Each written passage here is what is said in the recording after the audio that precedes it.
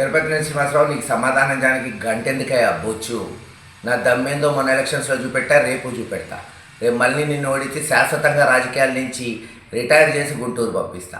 నేను రాజకీయాల్లో ఖచ్చితంగా మళ్ళీ ఎమ్మెల్యేగా కంటిన్యూ అవుతాను. నీ సవాలుకి గ్యారంటీగా స్వీకరిస్తున్నా.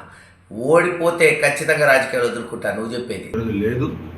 అన్నీ కూడా తీసుకొచ్చి రాష్ట్ర ప్రభుత్వం అంటే ఉమ్మడి కూటమి పెట్టిన మేనిఫెస్టో వాడు, మేము పెట్టిన మేనిఫెస్టో కూడా అమలయ్యేటట్టుగా చూస్తాం. ఈ నెల రోజులు ఈ బూటపు మాటలు, ఈ ప్రజలను మోసం చేసే విధానం వైసీపీ వాళ్ళు, దాన్ని బట్టి అప్రమత్తంగా ఉండాలని చెప్పి కూడా గుర్రాలేదో ప్రజల్ని కోరుకుంటూ, ఎంతో ఆర్భాటంగా చేద్దామనుకున్న నిన్నటి సిద్ధం బహిరంగ సభ అట్టరుపులా. సో ప్రజల్లో ఉన్న వ్యతిరేకత ఈరోజు మనకు అర్థమైపోయింది.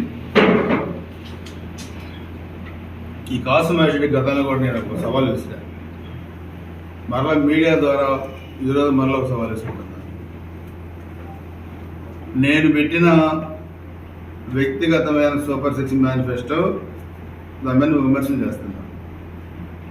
నువ్వు నేను విమర్శలు చేసుకోవడం కాదు, నేను విసిరే సవాల్కి నువ్వు ఆన్సర్ చేయాలి. రాజకీయాల్లో వచ్చే ఎన్నికల్లో నేను ఓడిపోతే రాజకీయాల నుంచి మానుకుంటాను.